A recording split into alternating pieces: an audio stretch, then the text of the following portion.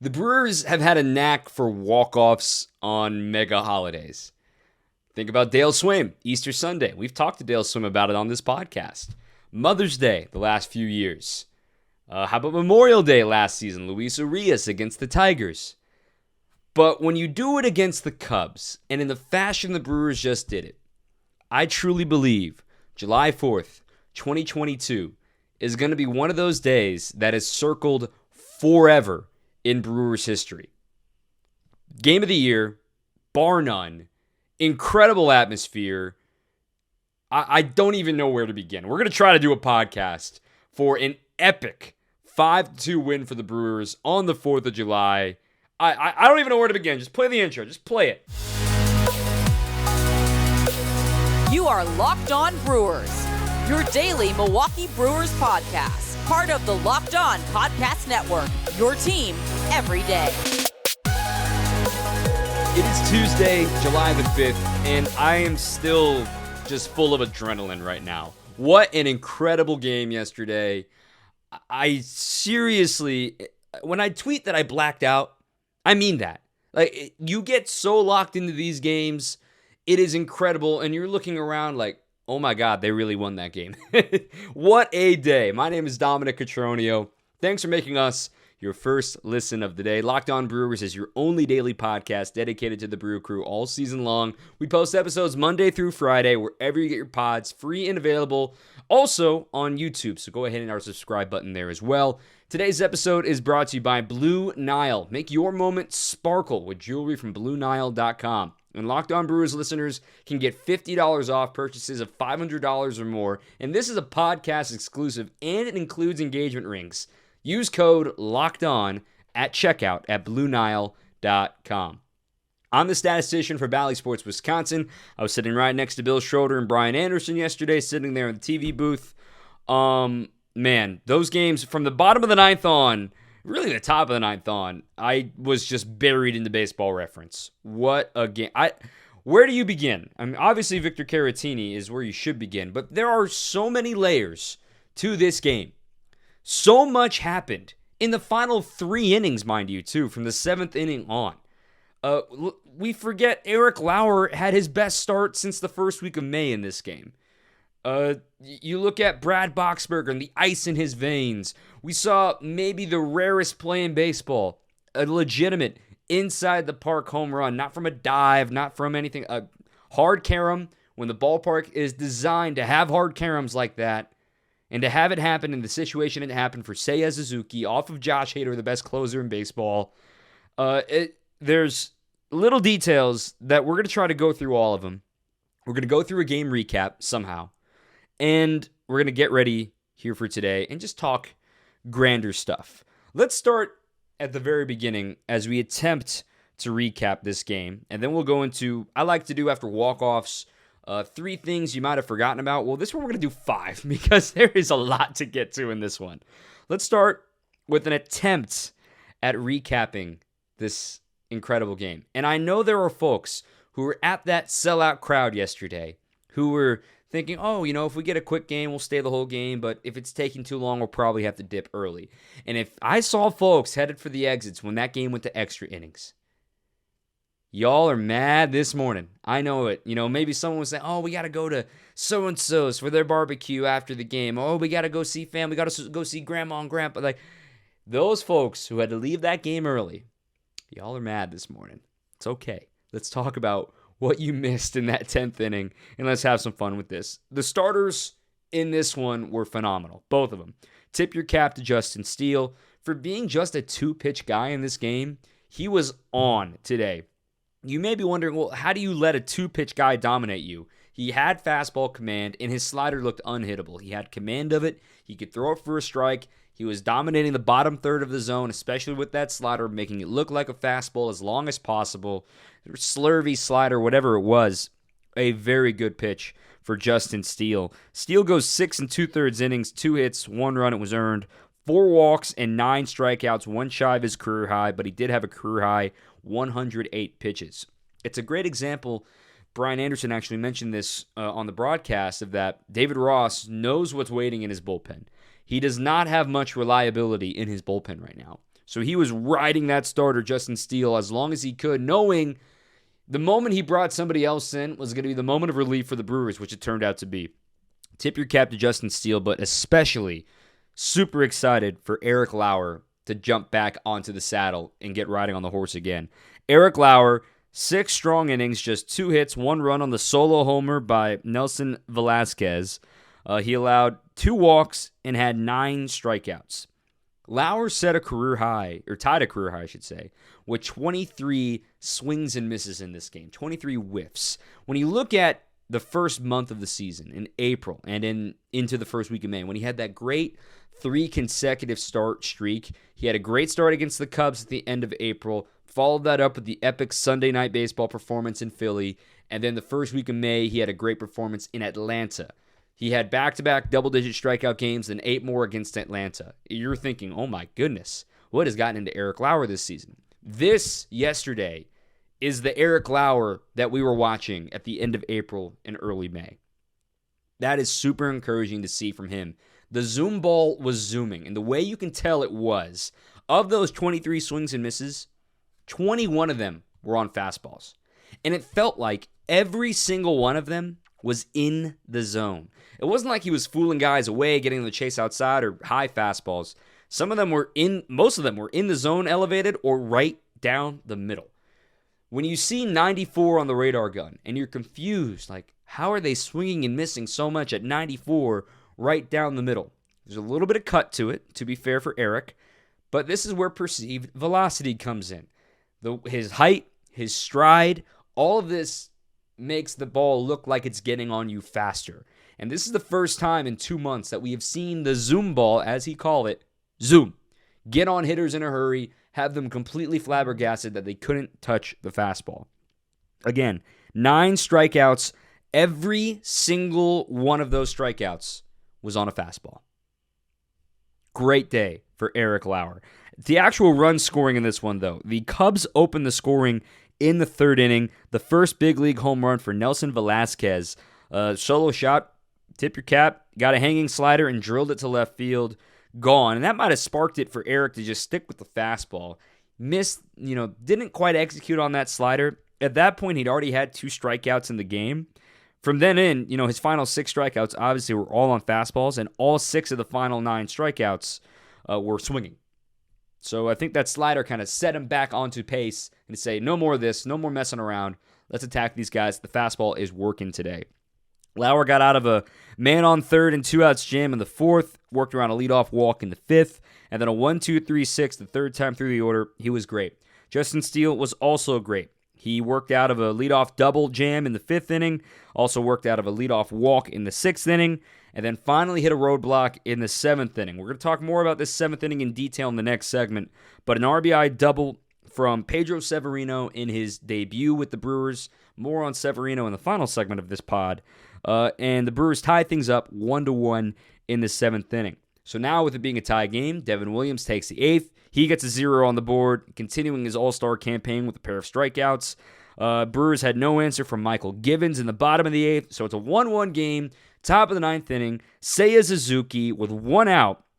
After Hader, mind you, threw 33 pitches on Sunday in Pittsburgh, Craig Counsell opts to throw him back out there, trusting his man, trusting the best closer in baseball to get it done. And, well, he got Ian Happ on 3 pitches to open the inning, so things were looking good. And then Seiya Suzuki on a 2-0 pitch, lines one to left center. It caroms off the notch out there in deep left center in front of the Brewers bullpen.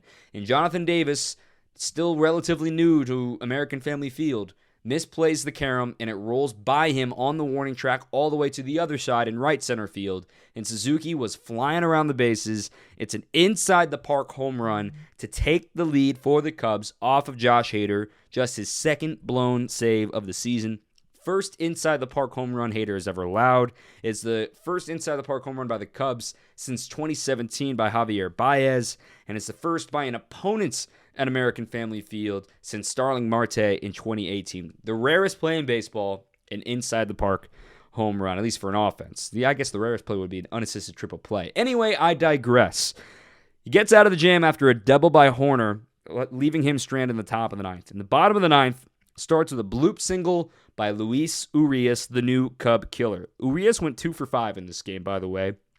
including a double.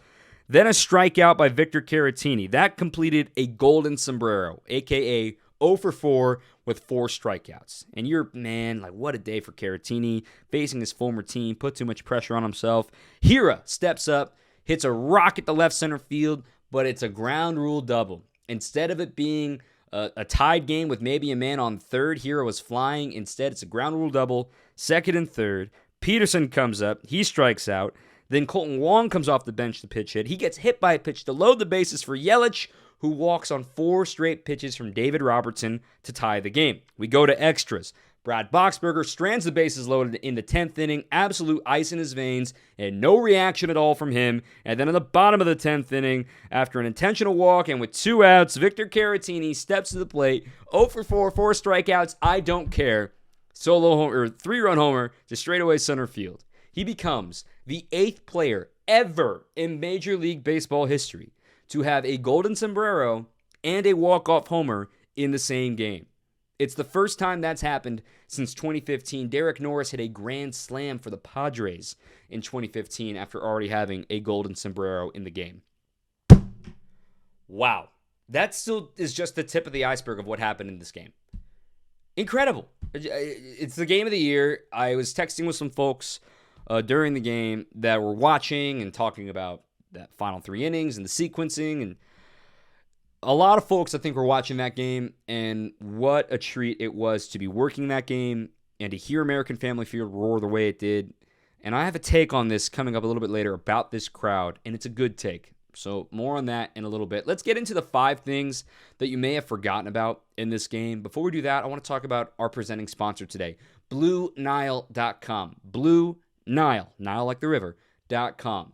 Look, there is an amazing offer they got going for you. Using the promo code LOCKEDON, you're going to get $50 off any purchase of $500 or more at BlueNile.com. All your fine jewelry needs can be found online. The original online jewelry. They've been doing this since 1999. They've helped millions of couples create their perfect engagement ring. Look, guys, it's summertime. I know you're looking on Instagram these days and you're saying, oh, wow, they got proposed to. Oh, wow, they're engaged. Oh, wow. It's that time of year, y'all. And Blue Nile can help you out. They have simple online tools that can help you choose the diamond shape, the size, the clarity, the setting style, and Blue Nile's bench jewelers will then handcraft the perfect engagement ring. And each ring is truly one of a kind. And if you need some help, don't worry. They got 24/7 coverage for you via chat or over the phone to help you find a memorable gift, whether it is engagement time or just because, or it's her birthday or some big occasion at work. BlueNile.com has everything you could need with the history and the credibility they carry, and it is truly the best in the biz with legendary service and 30-day returns. This is a podcast-exclusive offer. Again, use the code LOCKEDON, all one word, Locked On. You're going to get $50 off any purchase of $500 or more. That does include engagement rings. It ships for free, every order is insured, and it arrives in discreet packaging, so it won't give away what's inside. Shop stress-free and find your forever peace. Go to BlueNile.com today. 5 things you forgot about in this game. And no surprise, they all came 7th inning or later. Let's go to an overall thought, though, first. Wilson Contreras, batting second in the order for the Cubs. He's been hot. He's been their best hitter this season. He went 0 for 5 with 2 strikeouts. In the 3 in-play outs, he swung at the first pitch at all 3 of those. That is huge for the Brewers to help survive this game. They win again 5-2, and keeping Contreras 0 for 5 in this one was the key. Christopher Morel was 0 for 2 with 2 strikeouts, but he did draw 3 walks in this game, so he did a really good job at the top of the order. Ian Happ had a broken bat double down a left field line in the 4th. Other than that, 4 strikeouts, including the key strikeout to end the top of the 10th with the bases loaded. So neutralizing Contreras and Happ was the key to this game, in my opinion. So that's the first thing you may have forgotten about. Second play, we're just going in order of the when they happened, not ranking them by any means. Second play you might have forgotten about. Top of the 7th inning. Cubs leading 1-0. Jandel Gustave on the mound. After a mound visit from Chris Hook, after the first 2 batters reach in that top of the 7th against Gustave, a single by Suzuki and a walk by Horner.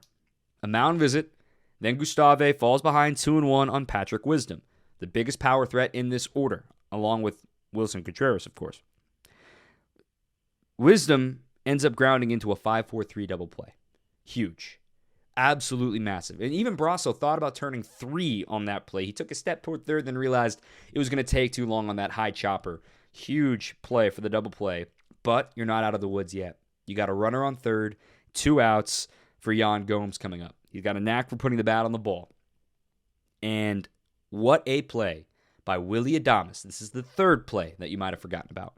Willy Adames sliding to his right, deep in the hole, backhanded stop, knows who's running. A catcher is running to first, didn't rush his throw, sets up, fires an 88-mile-an-hour strike all the way across to first base to Caratini.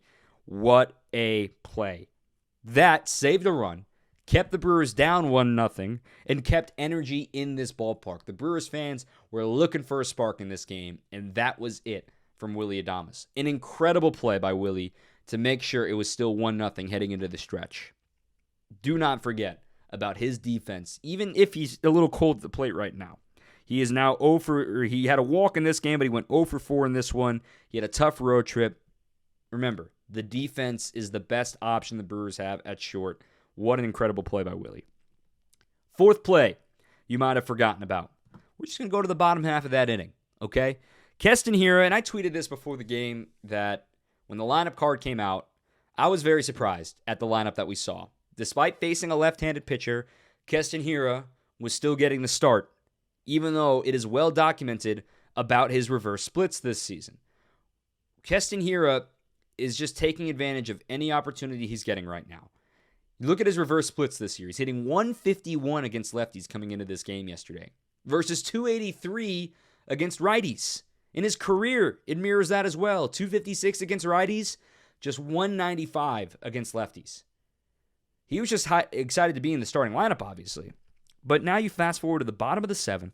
First 2 guys are retired against Justin Steele, so all that momentum is dissipated. And now Keston Hiura falls behind 1-2 in the count. He's already struck out in this game. He's facing a lefty. You're thinking, man, poor kid. He just can't figure it out against lefties. And he draws a walk from 1-2 to 3-2 and gets on base with 2 outs. Do not forget about that walk, because it then set up the 4th play you might have forgotten about, or the 5th play you might have forgotten about. Now, you obviously remember Pedro Severino hitting an RBI double. Do you remember the fact that it came with 2 strikes? That's the most important part of this play. Severino, we can talk about him coming up in the final segment, finally getting a chance to prove what he's worth to the Brewers. And the reason why the Brewers were big fans of him is because he hits lefties well. Here he is in the spot that he was brought to this team to do. Obviously, 82 games too late, 80-game suspension right at the end of spring training. This is his Brewers debut yesterday in game number 82. Finally getting a chance to prove his worth. And with a 2-2 count and a man on second, mind you, Keston Hiura stole a base with a lefty on the mound. That's another play that's an honorable mention. Don't forget about that. But with 2 strikes, Severino manages a double into the left field corner, 108 miles an hour off the bat. At the time, it was the second hardest hit ball of the game. Huge moment for Severino and the Brewers to get things done and to tie the game 1-1 in the bottom of the 7th.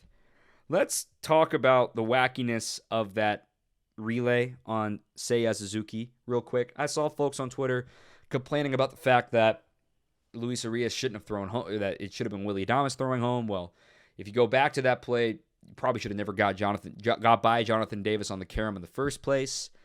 If you're saying, oh, you need a real center fielder out there, no, he is a real center fielder. He's just unfamiliar with his surroundings so far. He hasn't had to play a carom like that so far since coming to the Brewers to the big league roster. He misplayed the carom. It allowed the opportunity for the inside the park homer. The Brewers executed the double cut well, having both Adames and Urias out there. But the problem with Davis is that he overthrew the first cutoff man, Willie, and ended up going to Urias. Urias didn't make a terrible throw. It was a little up the line. He got it home on his best opportunity. But you would have rather that ball be thrown by Willy Adames. I don't blame Urias at all. You're putting him in a very tough spot to execute from shallow center field on a guy that doesn't have the strongest of arms. It was because Davis missing Adames and then having to find the relay home.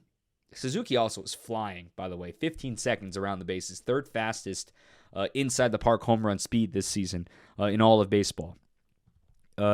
Weird play, weird carom. You tip your cap. 1 in a million type play. I'm not mad about it. And Hader wasn't quite as sharp as you would expect, but you can understand why. Coming off of 33 pitches on Sunday when he was really gassing it up in that game, really using a lot of energy, and falls a little flat in yesterday and blows his second save of the season. Doesn't mean he's still, it means he's still the best closer in baseball. Don't get me wrong. But it takes a 1 in a million play to blow a save against him. You win some, you lose some. How about Brad Boxberger? And then we'll go on to the final segment here. Brad Boxberger.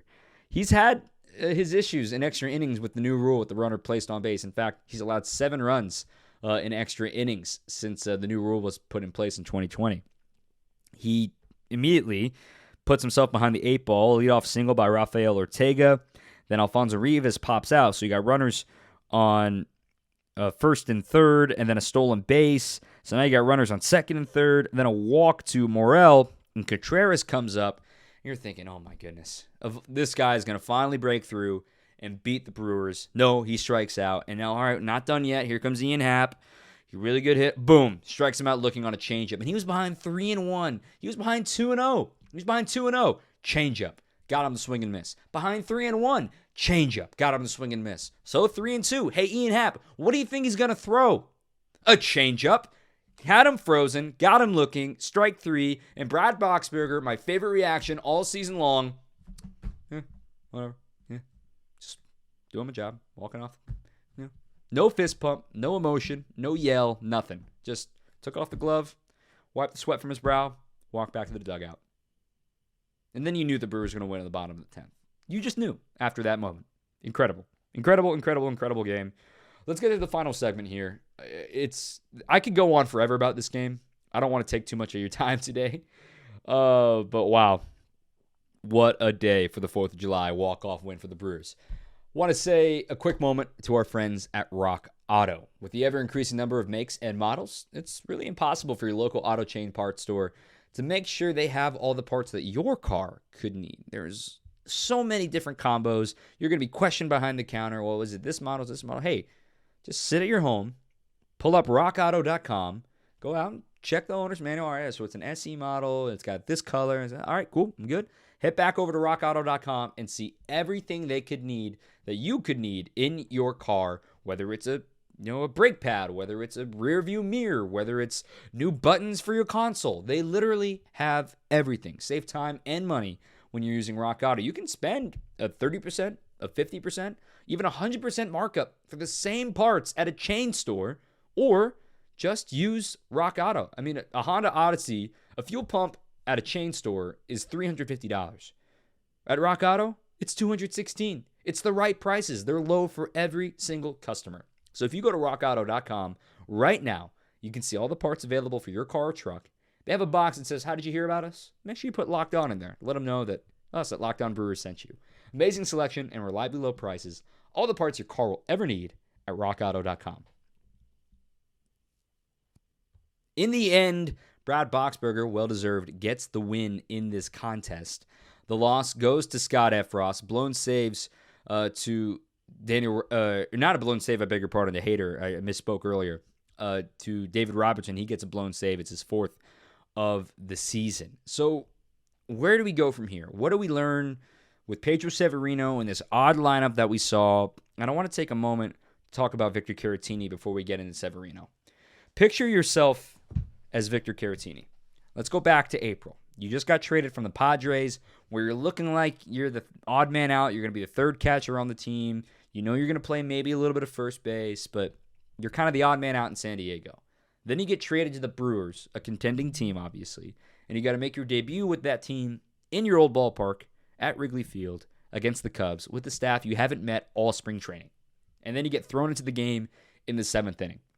If I'm Victor Caratini, back on that opening day appearance, the trust of Craig Counsell in me to say, we know you're good. We've heard a lot about you. Go out there and help us win a game. On opening day, after knowing the team for 10 hours, that proves a lot of trust and that builds a relationship for a player with his manager and with his front office. So now fast forward here to yesterday. Pedro Severino, who was the original guy that the Brewers signed in this offseason to be the backup catcher. But with Severino's own mistake, now it's Caratini's job. And the Brewers admire Caratini so much that, hey, Caratini, look, we know Severino's back. We admire your bat and your leadership and your presence so much. We want you to stay in the lineup. We're going to give Rowdy Tellez a day off. We know you can play first base. So can you start first base while we start trying on Pedro Severino to see how he's going to do behind the plate? Caratini says, yeah, no problem. I'm here to help. And then in this game, you're 0 for 4 with 4 strikeouts. You see Severino line the double to tie the game in the clutch moment, and you're not producing when the guy that they originally signed is producing. And you're thinking, man, how did this happen? This is so quick. But you know Severino is not eligible for the postseason. And for Caratini to come through that way in the bottom of the 10th inning with a 3-run homer, his second career walk-off homer, that had to feel more incredible, not just because you win the game, but for Caratini to remind himself and remind the Brewers, you got me for a reason. And this guy, Severino, yes, he helped the Brewers win the game yesterday, but Caratini is going to be the guy that's going to be really important down the stretch. We don't know what the future is for Pedro Severino, if he's even going to be on the team by the trade deadline, what the Brewers are going to end up doing with him in the long run. But Victor Caratini reminded the Brewers why they trusted him on opening day to make an appearance after just joining the team that day, and then paying it off again with a 3-run homer against his former club on the 4th of July. I just wanted to take that poetic moment and just recognize how crazy this year must be mentally for Victor Caratini. What a moment. Also, one more unsung hero from this game, and you may not know where I'm going in this direction. Unsung hero in this game, a guy who didn't even start the game, Jace Peterson. Jace Peterson came in as a pinch runner for Severino. That was in that 7th inning when, after the double, and the Brewers got the walk by Jonathan Davis, so they wanted to make sure they could get a run in case there was a base hit. Severino obviously runs like a catcher. So he comes in as a pinch runner, then goes to first base. Caratini then goes behind the plate. Well, then an inning later, they have to move guys around again in the 9th inning, so Jace Peterson then moves from first base to third base. So Urias was at second base this whole game, and they took Brasso out of the game. They had him get pinch hit for by Rowdy Tellez. And then you fast forward to the 10th inning, and they had to pinch hit for Jonathan Davis with Colton Wong. So they put Andrew McCutchen in center field, and then you put Jace Peterson in right field. So in 3 innings, despite coming off the bench, he played 3 different positions. Jace Peterson. There is a reason he is second on the team in WAR this season, according to Baseball Reference. He has been the low-key most important player to the Brewers this year. Just because he's not hitting 30 homers and got 1,000 OPS doesn't mean he's not important to this team. Yesterday was a great example of what he did, because no matter where you put him defensively, first base, third base, right field, it is not a detriment to the team. I wanted to make sure we gave a shout-out to Jace Peterson in this one, so don't forget about that. All right, let's wrap up this wild game and talk about tonight. Brewers will look to take the series against the Cubs tonight. Night game, 7:10 first pitch. Jason Alexander, 2-0, 3.82 ERA, against Kyle Hendricks, 4-6, 4.76 ERA. You win the series tonight, and then you can go for the sweep tomorrow. That'll be a 1:10 first pitch tomorrow. Corbin Burns, Cy Burns getting the ball against Adrian Sampson for the Cubs. And then you get to enjoy an off day on Thursday. I take a moment, my hot take about the fans in this game. And this is a good take. Playoff games are epic. They're loud. They're fun. I've been very blessed, very lucky to work, a little over almost 24 playoff games now. And when I think of loud stadiums and when I think of raucous environments, yesterday, obviously, it's easy to say felt like a playoff environment if you were at the game. 42,000 in the stands, epic day. But in my opinion, that was the loudest I've ever heard American Family Field, since I've been here anyway. And I did work the playoffs last year. And even when Rowdy hit that home run off of Charlie Morton, yes, it was loud. And Josh Hader gets the final out. Yes, it was loud. Don't get me wrong. But there's something about playoff crowds, because tickets are a little more expensive and the dates are tough and it's such short notice sometimes. But when you get this game, 4th of July, baseball holiday, right? And against the Cubs. The energy in that building was perfect. The animosity of all the Cubs fans, the jubilation of all the Brewer fans, it was beyond a playoff atmosphere. That was my favorite game I have ever covered in my 2 years since I moved here. That was absolutely insane and a whole lot of fun. So being able to soak up that moment and look around a little bit. Yes, I was locked in looking up everything I could ever look up during that game, and it gets a little hectic. But I just want to say thank you to the Brewer fans. You guys are incredible. Thank you for the folks who have stopped by this season and just waved to the booth, say, hey, Dom, love the pod. Really appreciate you guys. Incredible year, incredible game. Let's do it again today, okay? Let's have some fun.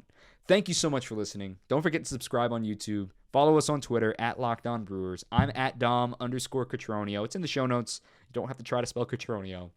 We'll see you right back here tomorrow, hopefully recapping another Brewers win. Until then, keep on swinging. You are Locked On Brewers, your daily Milwaukee Brewers podcast, part of the Locked On Podcast Network, your team every day.